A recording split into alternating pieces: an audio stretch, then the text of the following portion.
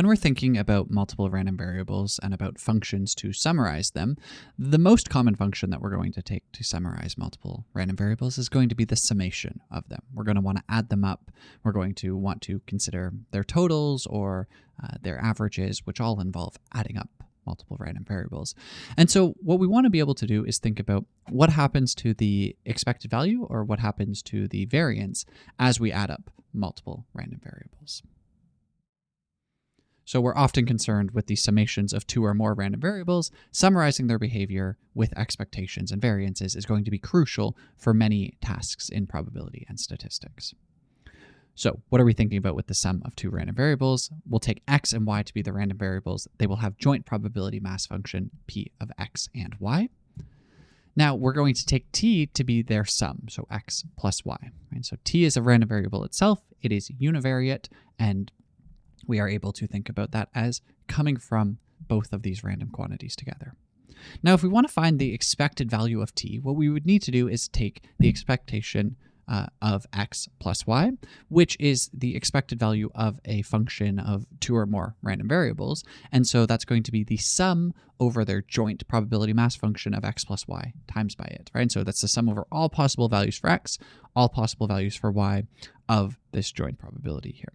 Now, if we think about how we might be able to simplify down this expression here, okay? So we have our sum here over x, and then we're going to have our sum over y, right? Or our sum over x plus y, rather, of this whole summation here. And so copying that down, right? We have the sum over x, we have the sum over y, and then we have our x plus y times by this joint probability mass function here. But we can simplify through this a little bit, right? Because what we can do is we can write that out as the sum over x, the sum over y, and then that's going to be x times by the probability mass function plus y times by the probability mass function. Okay. And because we're just adding up a bunch of terms here, right? We're adding up over x, we're adding up over y, and then we add up within the summation, we can actually write this sort of summarized as the sum over x, the sum over y of x times by our probability mass function plus, and then we bring out those over sums over here, sum over x, sum over y, y times by our probability mass function. Okay, and why does this help us? Well, if we take a look at what's going on with this first term over here, right, then this x, that doesn't depend on our summation for y, and so we can move that over here, okay? And so that's ultimately going to be, if we bring up to the start again over here, that's going to be the sum over x, right? And we have our x here. But then we've taken the summation over y of our joint probability mass function. That is going to be the probability mass function of x, right? And so this first whole term just becomes the probability of x times by x, right? And so then with the second term, what we might want to do is we might want to swap the order that we're adding things up in, but that's totally okay, right? If you add 1 plus 2, that's the same as adding 2 plus 1, so we can swap around our orders here. And so then the same thing is going to happen. We're going to be left with the sum over y of y times by its probability mass function. Okay? And so then all of this is going to simplify down because this first term that we have here, that is by definition our expected value of x, and the second term is by definition our expected value of y. Right, and so it's a little bit tedious to work through this, and you'd need to have sort of a reasonable grasp on our summation notation and stuff. But essentially what we're saying is that if you take this and you just work through what are the rules of our summation, you have to get down to the expected value of x plus the expected value of y. Right, and so we'll put that up and step through those steps just once more, just to make sure that they're all clear. But using this process of marginalization, right, what we find is that we can break this up into our two different summations here, right? Then the x can come out front here, and so it's, because it does not depend on the inner summation, and we've swapped around the sums, but pulled out y out over here as well, right? And then the sum of y is just going to leave us with the marginal of x, and the sum over x is just going to leave us with the marginal of y. Both of those, by definition, are their corresponding expected values, okay? And so then what does that actually mean, right? Even if we do not have x and y being independent of one another, the expected value of x plus y is always going to be the expected value of x plus the expected value of y. It does not matter what random variables we're dealing with, all of the time this is going to hold. Now, linear combinations of random variables have linear expectations.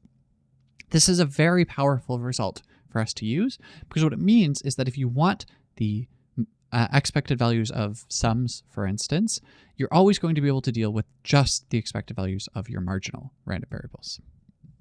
We can expand this further using our linear properties of the random variables themselves. So ax plus by, for instance, is a times the expected value of x plus b times the expected value of y. So expectation is linear in this way.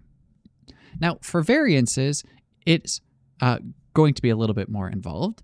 And so the definition for the variance of x plus y is the expected value of x plus y squared minus the expected value of x plus y squaring that whole expectation. And so what can we do here? Well, the first thing that we could note is that x plus y squared, if we think to our quadratic expansion, right, this is going to be x squared plus 2 times x times y plus y squared. Okay, and so if we want the expected value here, well then this is going to be the expected value of x plus y squared, right, which is the expected value of x squared plus 2xy plus y squared. But what we just said was that expectations are linear, right? So what we're going to be able to do is we're going to be able to say, well, this is just the expected value of x squared plus the expected value of 2xy plus the expected value of y squared. And so we're going to be able to simplify down using that, right? On the other hand, if we take our expected value of x plus y over here, right, and we square it, then what we're going to know is that this is going to be the expected value of x plus the expected value of y squared, right, where that first term is coming based on the fact that the expected value of x plus y is the expected value of x plus the expected value of y, right? And so then this is also going to be able to be quadratically expanded into the expected value of x squared plus the expected value of y squared plus 2 times the expected value of x times the expected value of y, right? So each of these terms can be simplified down a little bit, right? And then we can start seeing what happens from there if we start trying to group together some like terms. So let's walk through that sort of formally here. Okay, so x plus y squared, we use quadratic expansion, so we get the expected value of x plus y squared is the expected value of x squared plus 2 times the expected value of x times y plus the expected value of y squared, right? And so then plugging all of this through, right, we have that this expected value of x plus y squared, which is the term we need to subtract off, is expected value of x plus the expected value of y squared, and so then we get our same quadratic expansion here, right? And so then the variance, which is the difference between those two terms, has to be the difference between what we calculate here and what we've calculated just below, right? And so that's what we're writing on the first line.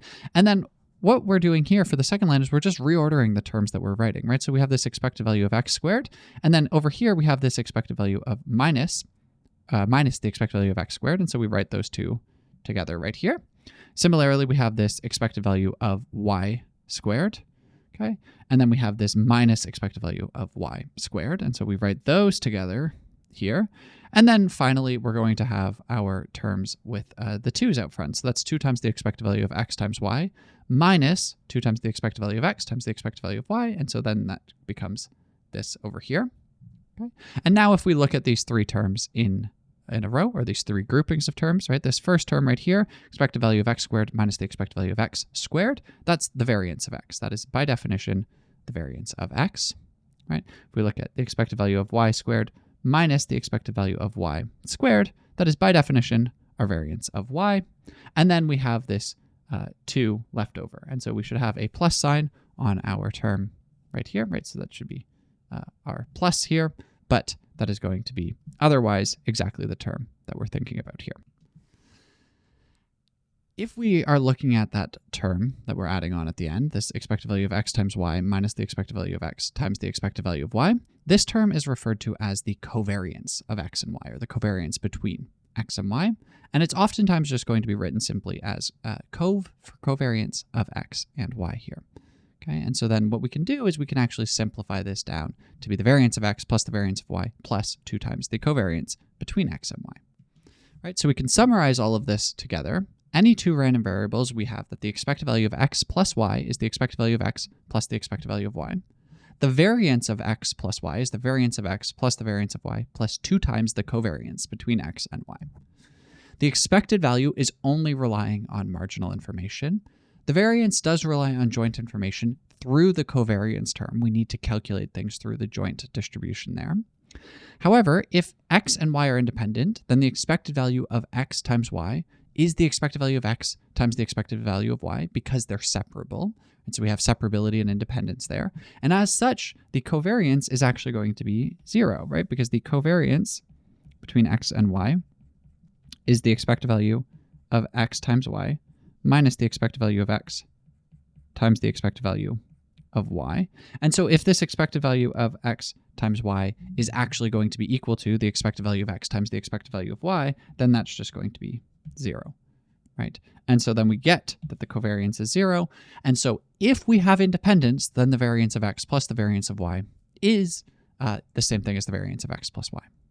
Okay, so the expectation is always linear. You can always take the expected value of x plus y being the expected value of x plus the expected value of y. If the variables are independent, then variance is also linear. So the variance of x plus y is the variance of x plus the variance of y. So suppose that x and y are random variables. Expected value of x is 5. The expected value of y is -3. Variance of x is 8. Variance of y is 12. What is the expected value of x plus y? Right, and so here, expected values are always linear, so we know that that's going to be the expected value of x plus the expected value of y. So that is 5 plus -3. 5 plus -3 should give us 2. Right?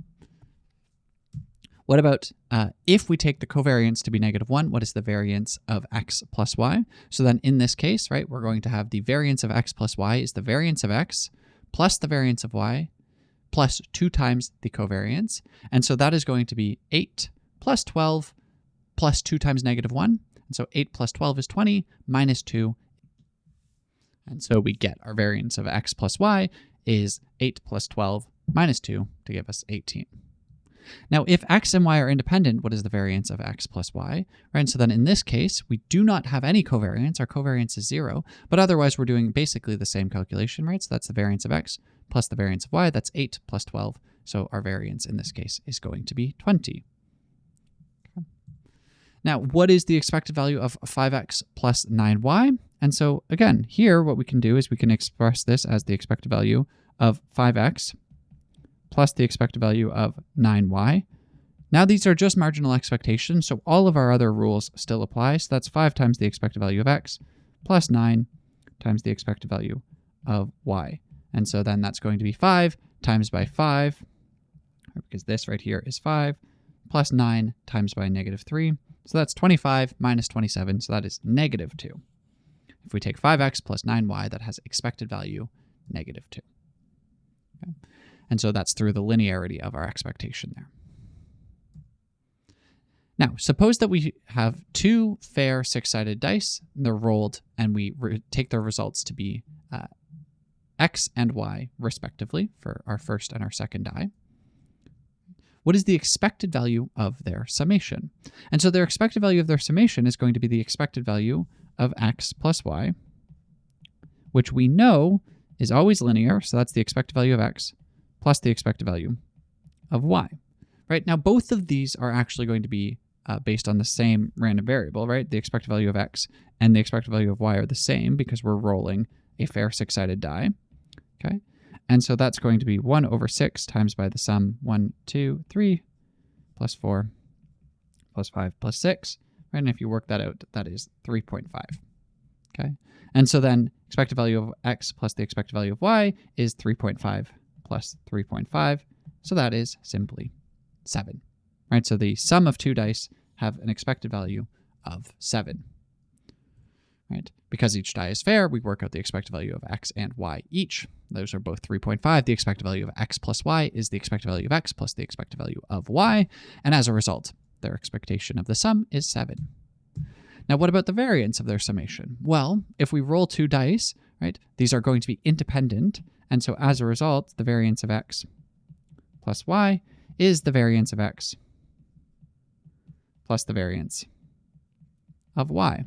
And to get our variance of x, right, we can take that as the expected value of x squared minus the expected value of x, which we just found was 3.5 squared.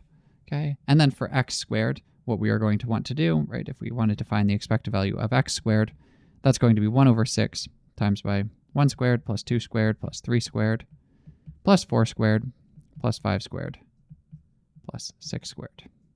Okay. Now the variance of x is going to be the same thing as the variance of y, because again, they follow the same distribution. And so then we can plug both of those into this expression here. Okay, so the variance of their summation, we know that they're independent. As a result, the variance of the sum is the sum of the two variances. The expected value of x squared is equal to the expected value of y squared, which if you work out that calculation we wrote out is 91 divided by 6. So thus, the variance of x and the variance of y is 91 over 6 minus 3.5 squared. So that's 35 over 12. And as a result, the variance is going to be 2 times 35 over 12, which is 35 over 6, or about 5.833. Okay. Now, another example here, suppose that we have a fair coin and we're going to be tossing it repeatedly. And each toss, what we're going to do is we're going to define the random variable that counts the number of heads. And so either we're going to have, say, 0 or 1 head on each toss, right? And we can use, say, x to define this. Now, if it's tossed twice, what is the expected number of heads that we're going to get? Okay, and so what's useful for us to do is to write down, well, what is the expected value of a single toss, right? What's the expected value of x? And x is either going to be 0, which happens if you don't observe a head, so that's probability 1/2, or it's going to be 1 if you do observe heads, so that happens with probability 1/2 as well. So the expected value of x is 1/2.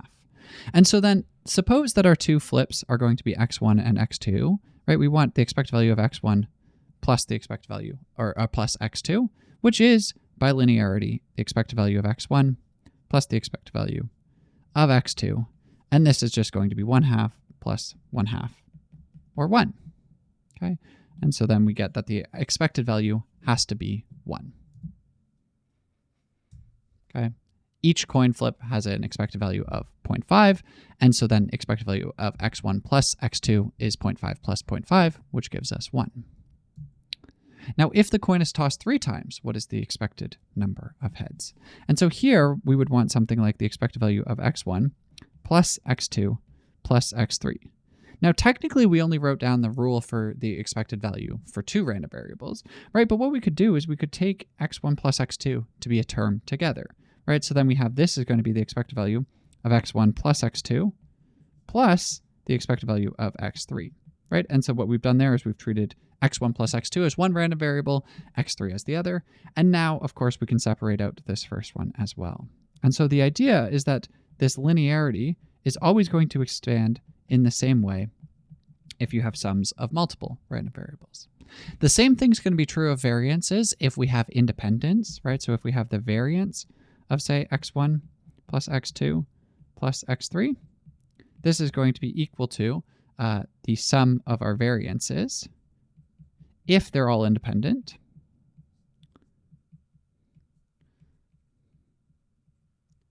And if they're not independent, right, so this is with independence here. If they're not independent, then we're going to need to be thinking about including all of the covariance terms, right? So the covariance between x1 and x2, x2 and x3, x1 and x3, and so forth, right? So all of those covariance terms will need to be included. But with independence, it also simplifies down quite nicely, even if there's multiple random variables. And so as a result, if we want to toss a coin 3 times, you're going to add up 0.5 plus 0.5 plus 0.5, which gives you 1.5. Right? Now, what if you wanted to toss the coin n times? What's the expected number of heads? Well, in this case, you're going to be tossing 0.5 plus 0.5 plus 0.5 plus 0.5, right? N times, or 0.5 times by n. Okay. And so this is one way that we can formally show that the expected value of number of heads on n tosses of a coin has to be half of the number of times that you toss the coin, right? Intuitively, that makes sense to us, but this is a way that we can definitively show that by thinking about, well, what's the expected value on one single toss, and then adding up independent versions of that toss. Now, thinking about the variance here, what's the variance of a single toss of our coin, right? And so the variance of x, right, is going to be the expected value of x squared minus, in our case, the expected value of x was 1/2, and so then minus 1/2 squared. The expected value of x squared, right? So this is either going to be 0 squared times by 1/2, or 1 squared times by 1/2, right? Minus, and then we can just take off our 1/4 here. And if we simplify that down, right, that term is 0, that goes away. 1 squared is just 1, so that's 1/2 minus 1/4, which gives us 1/4. Okay, so if you toss a coin one time, it has, and you count up the number of heads, there's variance 1/4. Okay, so the expected value of x squared is 0.5. The variance is going to then be 0.5 minus 0.5 squared, so that gives us 0.25, or 1 in 4. Now, what's the variance from the total if we have two tosses, right? So now what we are wanting is, well, what's the variance of x1 plus x2, right? And because of independence, we have that this is the variance of x1 plus the variance of x2, right? That follows only because the tosses are all independently, okay? And as a result, we're going to end up having 1/4 plus 1/4, so that's 1/2.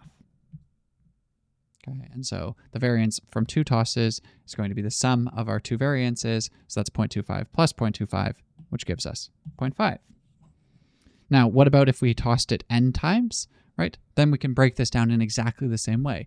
You're going to have the variance of x1 plus the variance of x2 plus the variance of x3 and so forth, right? You can iteratively pull off those single variances there. And as a result, you're going to find that the variance of n tosses is going to be 0.25 times by n, right? You add up 0.25 n times. And so now, not only do we know that the expected value from n tosses of a coin is half of the number of times you toss it, but the variance is 1/4 of the number of times that you toss it. So the summation of two or more random variables is always going to have linear expectations. The variance is going to be more complex. It depends on this covariance term that talks about the joint relationship between x and y. But if we assume independence, then it also becomes simplified to being a linear expression. So when we're adding up variables, oftentimes it's going to be very easy to talk about their expected values. It might be a little bit more difficult to talk about their variances, but if we have our independence assumption, then everything is linear and everything simplifies down quite nicely. And so it allows us to talk through totals. It's going to allow us to talk about more complex statistics if we wanted, for instance, to talk about averages or similar quantities, right? So the expected values and variances for the sums of multiple random variables is going to show up sort of all over the place. And it's very useful to know how we can work with them and how we can summarize them, finding their expected values or variances.